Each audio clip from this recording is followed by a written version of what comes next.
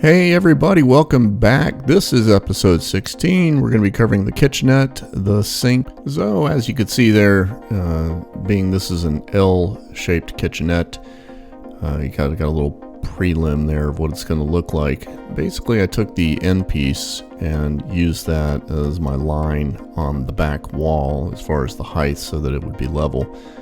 And I just went ahead and marked off where it was going to go. And then I'm going to come back with a piece of 1x2 and mount that just underneath the line there with some countersunk screws in order to give something for the back side of the kitchenette to be mounted up against. I believe on this side I'm actually using a 1/2-inch poplar, I do believe, and I think the other side was birch.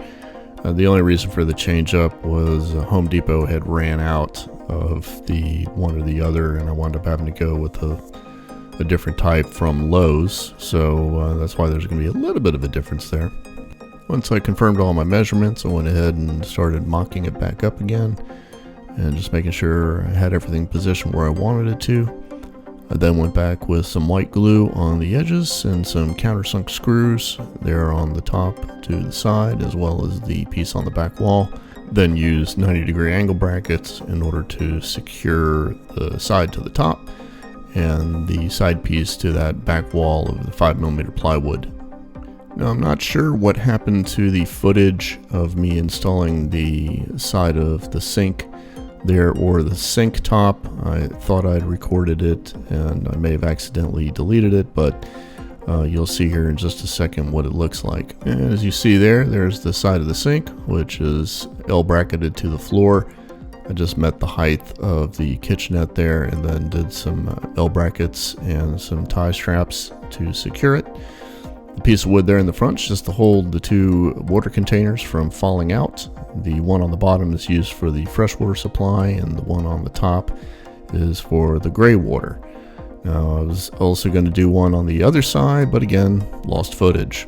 If you remember me talking about the header above the windows, the piece of wood that extended out past, those are there in order to be able to mount brackets or shelves or something of that nature. And my original idea was to put these wire baskets up on the wall, which we're going to attach to that. I only put one above the kitchenette, and I did two on the other side.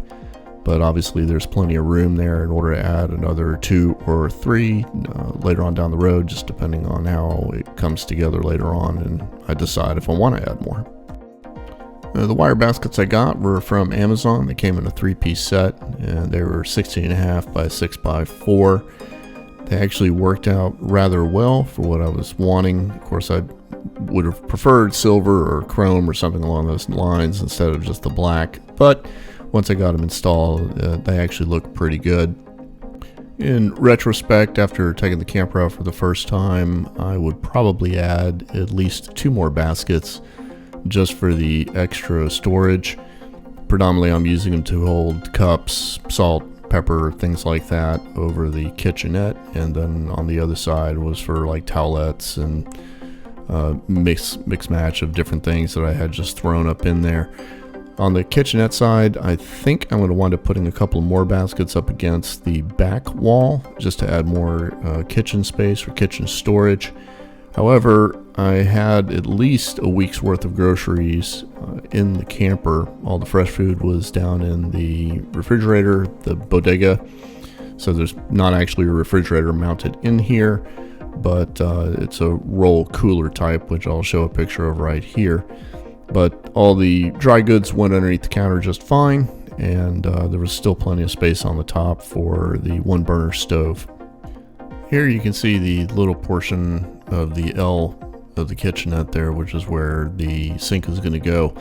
Now originally I was going to put a stainless steel, basically like a salad bowl, recessed down in there, but unfortunately I could not find one, and I was starting to get down to the last wire before I was getting ready to go on this trip. So I actually had this little pot over here from a previous camping set, and decided that I would wind up using that. So it does have some clasps on the side, which I cut off with the Dremel tool, and then since it does have that upper lip to rest on the wood, I went ahead and cut out a circular pattern there on the top of the counter for it to sit down and recess into. I did attach the bowl with just some Gorilla Glue, so here in the future, when I get the opportunity to find the correct bowl that I wanted to use and be able to drill the hole, I just went ahead and used this as a temporary solution. For the faucet, I actually borrowed an idea from another YouTuber who came up with this. This is not an original thought on my process. This was a water faucet or water dispenser. I guess it fits on top of 5-gallon jugs, or I guess 1 gallon and above jugs. It actually fits on the cap, the blue cap, which seals the bottle top. And you just whip out the center of it, and you feed the tube down through that into the water bottle. It's 12 volt powered. You basically just charge it up, and once it's ready to go, it's supposed to last for the entire 5-gallon bottle. I didn't test that theory. However, it did last on 2.5 gallons for 3 days. There was no problem with it, and it's actually still got a full charge. So it's a great idea, and it keeps you from having to run plumbing and crap like that. So for that faucet to sit on top of the caps, I had to come up with a way to be able to mount the caps on the countertop. So I just used a hole drill to, I didn't go all the way through with it. I just cut probably down about 1/4 inch into the wood, and then routed out the top, or I should say drilled out the center hole, which is where the tube is going to feed through. So the caps you can buy on Amazon. They're like a dime a dozen, or like $5 for 5 of them or something along those lines.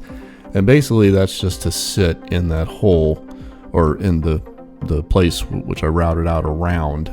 That's all it's for there. Once you flatten it out a little bit, it'll rest in there, and I secured it with some Gorilla Glue to hold on to it. Now I did double stack these only because they seemed a little flimsy, since they're not actually sitting on top of a bottle. Now I guess another way you could have done this would be to cut the top off a bottle, which I think is what the other YouTuber did, and then fed that up through the bottom and glued it into place, and then you can set the cap on top of that. So I might go back and do that.